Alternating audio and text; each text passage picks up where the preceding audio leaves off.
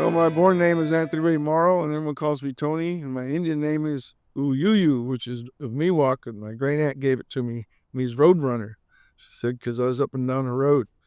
And I'm a descendant of Chief Tenaya, Maria Labrado on my mother's side, and then on my father's side, I'm part of the river chiefs, Caprista, in all of the river canyons through the Serra Prista allotment connection. That's on my father's side. I'm a local member of the Southern Sierra Miwok Nation. I am a monitor with the Southern Sierra Miwok Nation, tribal monitor. I have working on the Mesu crew, the Beaver crew, and doing a land stewardship and wherever we are needed or called to per contract. And also I'm a Ikwa Native American foster parent at this time. And I've born and raised here in Mariposa, and there's a period from high school and then after high school, before things were developed in this area, that I have memories of been asked to share. Mostly, because there was a lot of action back in the old days, and some of the stuff I share is as a native kid, and they say it wasn't a tribe. All the Indians were always together anyways.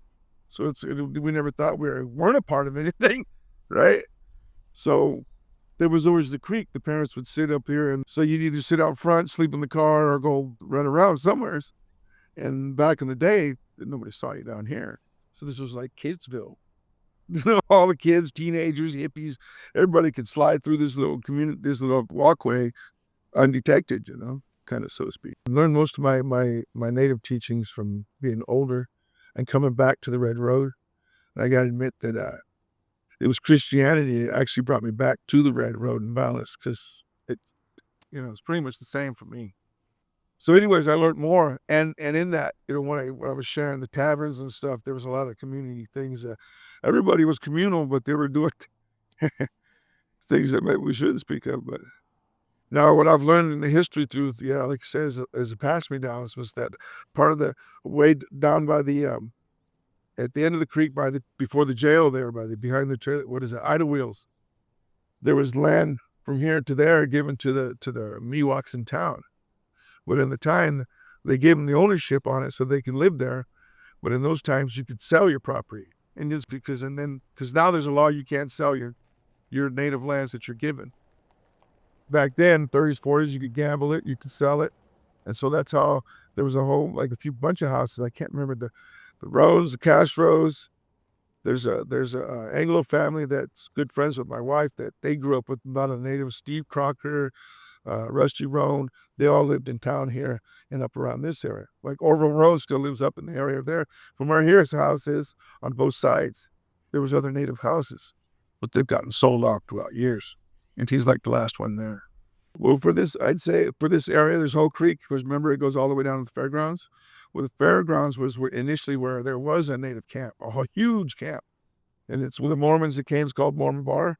And they found gold in there. And then that's when everybody had to go now.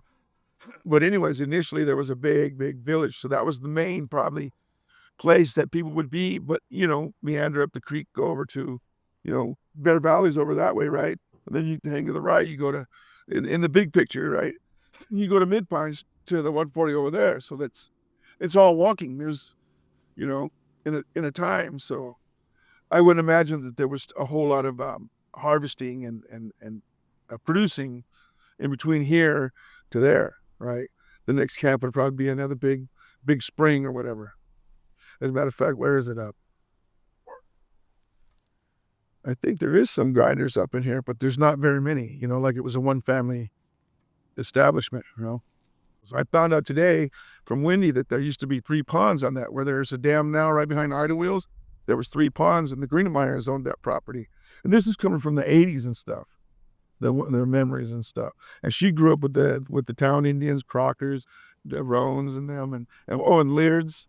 Leards all grew up here in town, and so did Chapman, Sandra's boys. They all, ran through this place right here, because this is kind of where us, really, it was the trail to hide.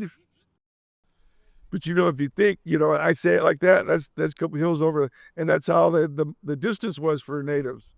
went, oh, 20 miles, till the vehicles came or whatever. It was like, yeah, 2 miles over that way, or 2 miles that way you go, and then there's a creek over there on the left. You stop in there, and it's good berries right there. Mesu crew. Mesu means beaver in Miwok, and it's a work crew that it's a stewardship hand stewardship crew that the tribe put together through grants to go and clean sensitive areas of native camps, or even historical, like logging camps, or even homesteader camps. That anything past, 60, 70 years, 50 years is considered historic, and then before, after 100 years is prehistoric. In the monitoring and the archaeological sense of IDing things, right? Because I've heard that some of this creek has been man-made through here. When the mining, because this place was clankety clank, the change came, this place was bustling. So before that, I imagine it was just pretty quiet, I mean, because it really wasn't a town. The main town, even in the waybacks, was Aquafria down there. That was the first town, and it burnt down or whatever. And this town had burnt down one time too. So prior to all the change, I imagine it was pretty chill. Oh, matter of fact, yes, right here was one of their initial, and I was through the Mariposa Art Council too, and I think the Foothills Conservancy, yeah. And they hired us to come in, and we took out all the invasive plants, because you notice now you can see there's not so many blackberries, and we're supposed to go beyond the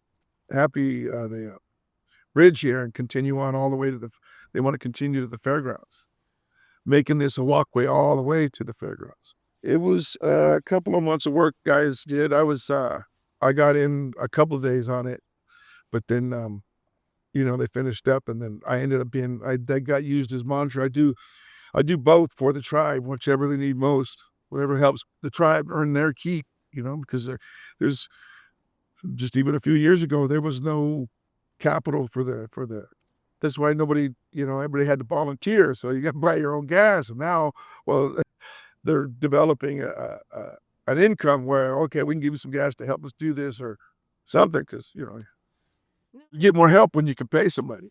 So, and it's young people that with the technology now, because there was the gap again between the elders and the technology, and elders respectfully, I don't know how to do that, so they're not going to do that until, well, hey, bugging people like, hey, you know how to read things. Hey, come here, show me this thing right here, right? So and then they'd wait for because the communication was slower than it is now. So now the elders are knowing how to. Well, when I did get back home, I was a little restless, and I was living out in Mid Pines, and then work and whatnot brought me to being in town. And a couple of relationships that had me in town. So I would walk from the hospital all the way through town, and some days, just not having nothing to do and being restless, I'd walk 4 or 5 miles from one end of town to the other. So, but I spent a lot of time throughout this whole creek walking before it was developed, before there was asphalt in its native land. Well, it's all native land, remember? But we're sharing it again, right?